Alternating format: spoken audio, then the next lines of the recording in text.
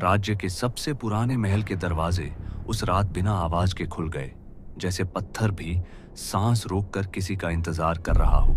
शीशों से ढकी कॉरिडोर में रानी के कदमों की हल्की सी आहट गूंज रही थी और मशालों की लौ अजीब सी परछाइयां बना रही थी जो जमीन पर रेंगती हुई लग रही थी।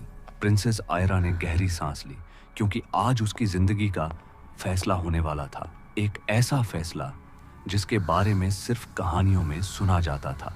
बचपन से उसे बताया गया था कि राज्य पर एक पुराना श्राप है और उस श्राप को तोड़ने के लिए एक शादी जरूरी है, लेकिन किसी इंसान से नहीं। आयरा सुंदर थी, पर उसकी आंखों में हमेशा एक उदासी रहती थी, जैसे वह कुछ आने वाले खतरे को महसूस करती हो। उसके पिताजी महाराज वीरेंद्र ने कभी उसे पूरी सच्चाई नहीं बताई, बस इतना कहा था कि जब चांद खून जैसे लाल हो जाए तब राज्य का भविष्य उसके हाथों में होगा। आज चांद सच में लाल था। महल के शीशे के गुंबद से उसकी रोशनी अंदर टपक रही थी और हवा ठंडी होने के बावजूद आयरा के माथे पर पसीना था। दरबार के बीचों बीच एक पुराना कुंड बना था जिसमें काला पानी भरा था। वहीं से उस यूएन ह्यूमन प्राणी का आना तय था। मंत्री, पुजारी और सैनिक सब डर के मारे पीछे हट चुके थे। सिर्फ आयरा अकेली खड़ी थी, शांत दिखने की कोशिश करती हुई। जैसे ही घड़ी ने 12 बजाए, पानी हिलने लगा। कुंड के बीच से एक परछाई उठी, पहले सिर्फ धुआं, फिर एक आकृति। उसका जिस्म इंसानी था, लेकिन आंखें बिल्कुल काली, बिना पुतली के। उसकी सांस से ठंडी भाप निकल रही थी। मैं वारुण हूँ, उसने भारी आवाज में कहा। इस राज्य का असली रक्षक और इस श्राप का जन्मदाता। उसकी आवाज सुनकर ही मशालों की लौ कांप उठी। आयरा ने भागने के बजाय सीधा उसकी आंखों में देखा। उस पल उसे लगा जैसे वह आंखें उसकी रूह को पढ़ रही हों।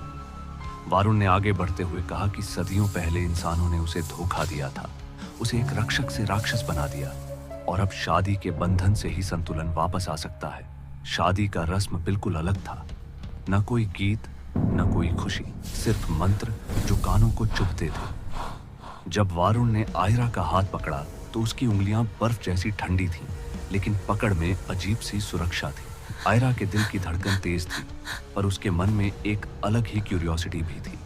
जैसे ही फेरे पूरे हुए, महल की दीवारों से खून जैसे आंसू टपकने लगे और जमीन हल्की सी कांपी। सब लोग समझ गए कि शादी पूरी हो चुकी है।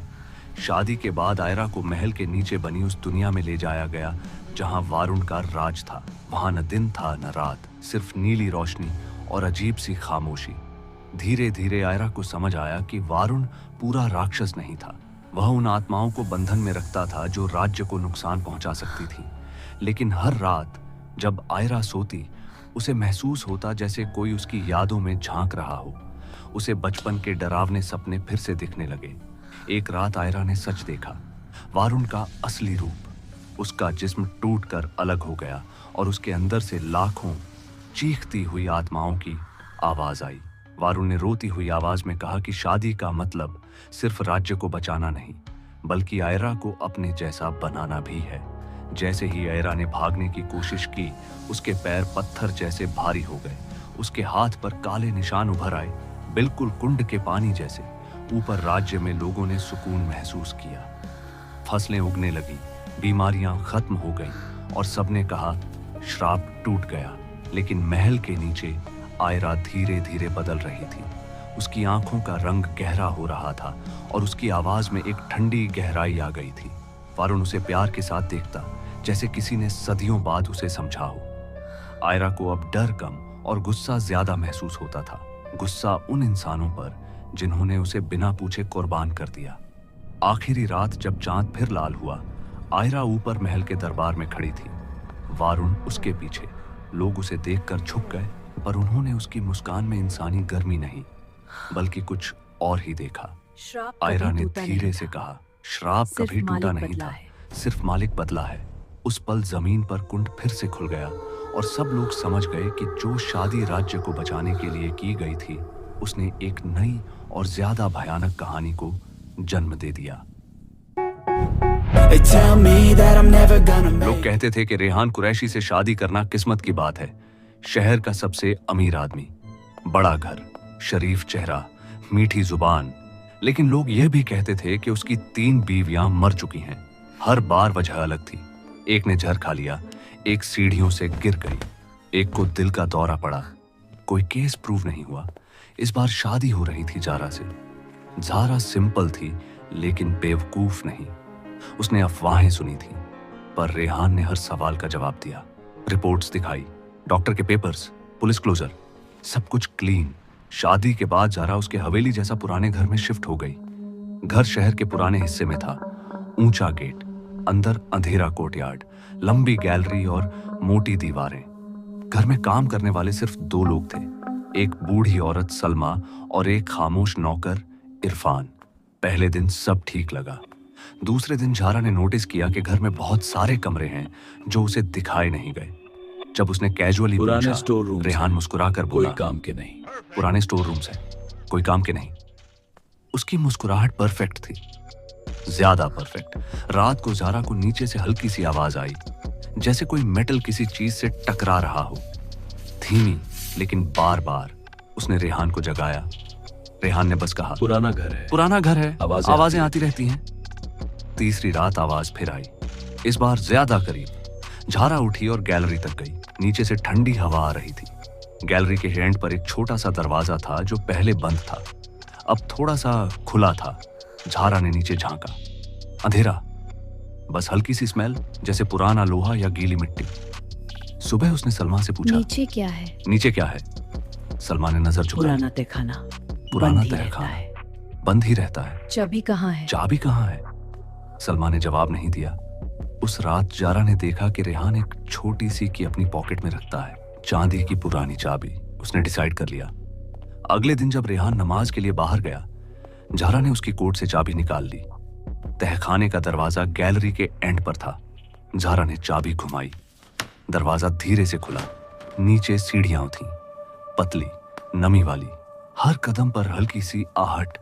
नीचे पहुंचते ही जारा का दिल तेज धड़कने लगा। कमरा बड़ा नहीं था लेकिन खाली भी नहीं।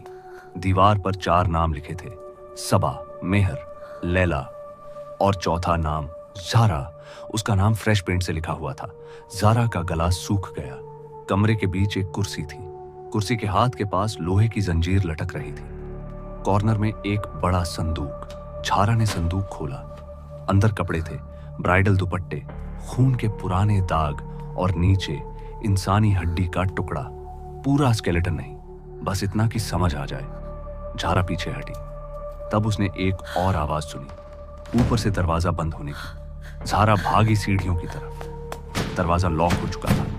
अंधेरा घना हो गया। ऊपर से रेहान की आवाज आई, तुमने चाबी घुमाई?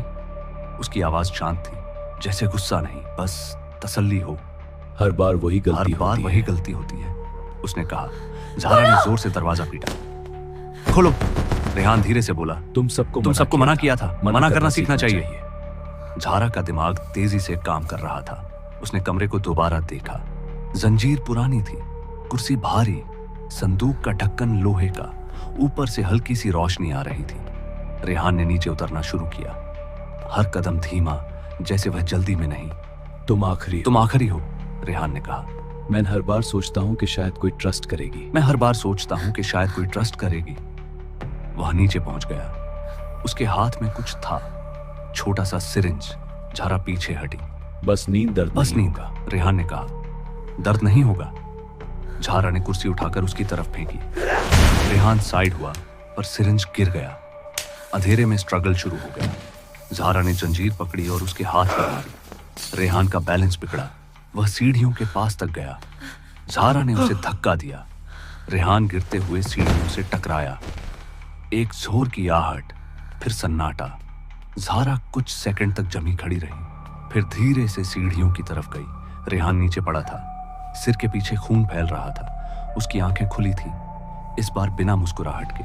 जारा ऊपर भागी, दरवाजा खोला, गैलरी में आई। सलमा खड़ी थी। उनकी आंखों में आंसू नहीं थे, बस थकान थी। कितनी थी? जारा ने पूछा। सलमा ने धीरे से कहा, 3। पुलिस को कॉल करो। सलमा ने सिर हिला दिया। पुलिस आई। तहखाने से सब मिला, हड्डी, कपड़े, दीवार के नाम। केस खुल गया, न्यूज में आया, सीरियल हस्बैंड। लोग हैरान थे। सब कहते थे कि रेहान शरीफ था। जारा को लोग स्ट्रॉन्ग बोलने लगे, लेकिन कहानी यहीं खत्म नहीं हुई। 2 हफ्ते बाद जारा को एक पैकेट मिला। अंदर एक छोटी सी चाबी थी, वैसी ही चांदी की, साथ एक चिट्ठी, बस 2 लफ्ज, दरवाजा बंद मत करना। ज़ारा का दिल थोड़ा सा हिल गया। पुलिस ने घर सील कर दिया था, तहखाना बंद था। चाबी कैसे आई? चाबी कैसे आई? उस रात ज़ारा ने नींद नहीं की। पुलिस स्टेशन, मुझे रिपोर्ट करनी है। सुबह पुलिस को कॉल किया, वे आए, घर दोबारा चेक हुआ, सब ठीक था। तहखाने का दरवाजा सील था, लॉक ठीक था, चाबी मैच नहीं करती थी। ज़ारा ने सोचा शायद किसी का मजाक है, लेकिन तीसरी रात जब वह अपने नए फ्लैट में थी, उसने किचन के पास हल्की सी मेटल की आहट सुनी, जैसे जंजीर हिले। वह धीरे से उठी। हॉल में अंधेरा था और फर्श पर एक चीज पड़ी थी, चांदी की चाबी। वही। ज़ारा ने पीछे मुड़कर देखा, दीवार पर शैडो थी, इंसान जैसी नहीं, बस एक आउटलाइन, स्थिर और फिर धीरे से गायब। पुलिस ने फिर कुछ नहीं पाया। Case close. रेहान मर चुका था, बॉडीज मिल चुकी थी, तहखाना सील था, सब लॉजिकल था। फिर भी हर रात 3 बजे ज़ारा को एक आवाज सुनाई देती है, मेटल की, चेन की, और कभी कभी दीवार पर एक नाम लिखा हुआ दिखता है, फ्रेश, इस बार कोई और नाम, और उसके नीचे एक लाइन, आखिरी दुल्हन कभी आखिरी नहीं होती। कहानियों में छुपा एक डर, सराज के साथ राज बने सफर।